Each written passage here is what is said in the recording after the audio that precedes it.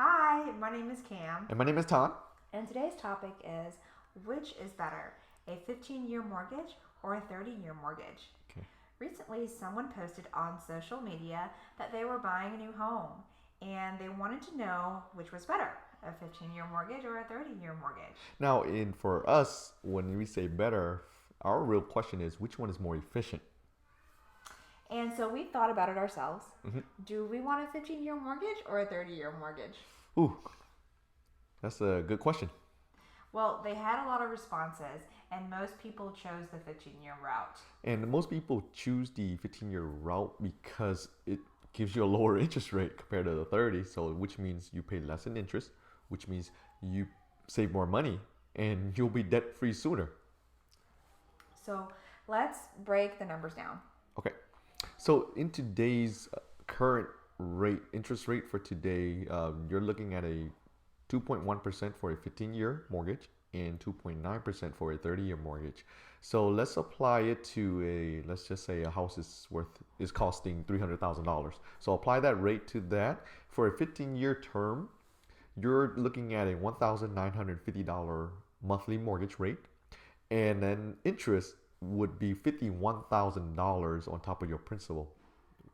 And that's for a 30-year mortgage rate, you're having to pay $1,250 per month and $151,000 of interest on top of your principal. So you're talking about a difference in $100,000 there between a 30-year versus a 15-year. Wow. And so just looking at the numbers, well, it looks like the 15-year really is the way to go. Or is it? Well, the first reason why we chose the 30-year is because of flexibility. And so our financial situation today may not be the same in 10, 20, or 30 years from now. We just don't know, right? You could lose your job, you can you can get sick, or you just may not like your job enough to stay there for a long time. Right. And so with the flexibility of having a lower mortgage payment, we have that assurance that we can just pay that and we don't have to work so hard to pay more than that. And of course, flexibility as far as which is committing to the lower rate. And if we wanted to, we can always add, pay extra. Yeah. But all we need is just meet that monthly lower rate compared to the 15-year, right? Sure. Okay. Mm-hmm. So here's something to think about. So if each of us had a $300,000 home, me taking a 15-year mortgage and Cam taking a 30-year mortgage, if we both suddenly lost our jobs and we couldn't make our monthly payment anymore, we defaulted on the mortgage, the loan. If you were the bank, whose house are you more likely to repossess and sell off? Mine's, that's right. Because I paid more into the home, having a lower mortgage balance and more equity in the home. So if you, the bank, took my home and sold it, you would get your money back. Mm-hmm. Whereas for Cam, she didn't put that much money compared to me into the home. She has a higher mortgage still and not as much equity. So if you, the bank, took her house and sold it, you may still not have, not get all your money back. So essentially my house is a wash, right? Or less. Or still in the negative, really. Yes. Right. Our second reason really is about inflation. So pretty much everything around us is going up in price. Right. Don't you agree? Mm-hmm. So let's just think about a movie ticket. So back in 1980, a movie ticket cost around $2.89. Today, it is almost $11, if not more. Wow. And that's not including popcorn or icy. Yeah. Wow. And so basically $100 today might really only feel like $40 in 30 years. because we just won't be able to purchase as many goods and services. Okay, and let's assume the inflation is 3%. So you think about it, while everything else around me is going up, my mortgage is locked in and stays the same for the next 30 years. It may feel even less than that 30 years from now, of course, as each year goes by. So if we take that into our rate that we were using for the 30 year, $1,250 per month for the next 30 years.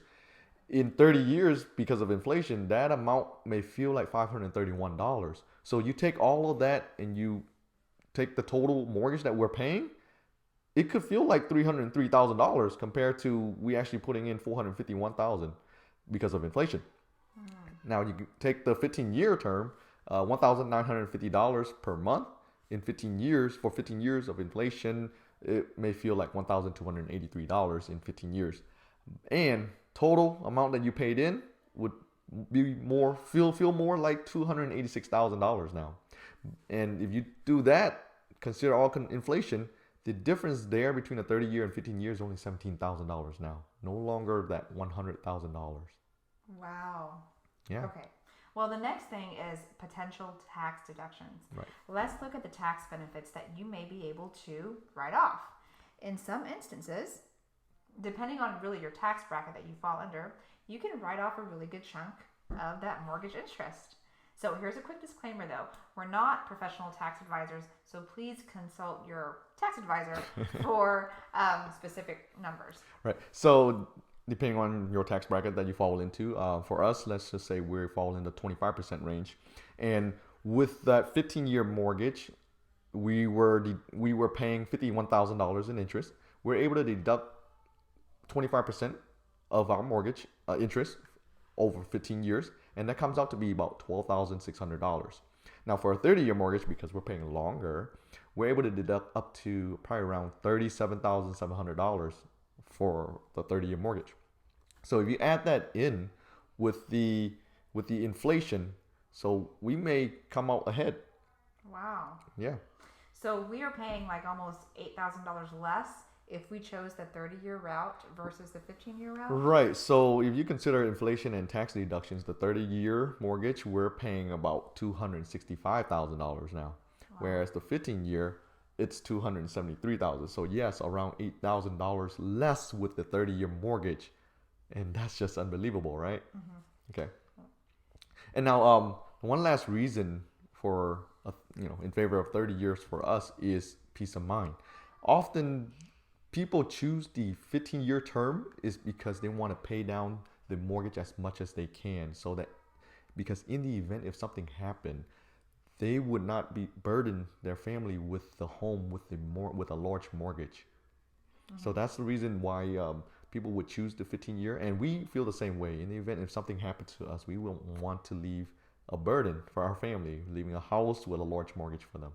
Mm-hmm. So instead of hustling and saving and scrimping to pay off that home in 15 years, mm-hmm. we decided to do the 30-year payment route so that we can have that extra $700 a month.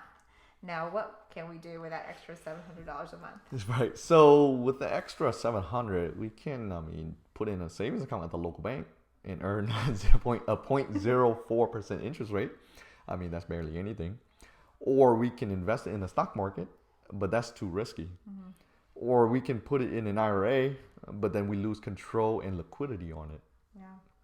Or we can store our money into this account. Let's call this account the master account. Now, this master's account will give us a rate of anywhere between 2% to 5%. And well, that's actually like 50 to 100 times over compared to our local savings account at the bank. Right. And it's one thing about it, it's really safe. Okay, and we can access this money in times of emergencies or opportunities, or in times where you just can't pay your mortgage and you need help. You can tap into this money and use it. Right. And not only that, but I think there's a very important part is there's an added bonus of legacy benefit, where if in the same scenario, if something were to happen to us, then the account will be able to provide enough money for our families to not only take care of the mortgage, but also leave something more behind. Yeah. And these are our reasons why we choose the 30-year or we believe that the 30-year is more efficient than the 15-year. Right. And in the next video, we will tell you the details about what this master account is all about. So please stay tuned because I'm so excited for you guys to learn more about that. Right. And so if you like the content, please click the like button, subscribe, share your comments below, and we'll talk to you next time. Thank you for watching. Bye-bye. Bye.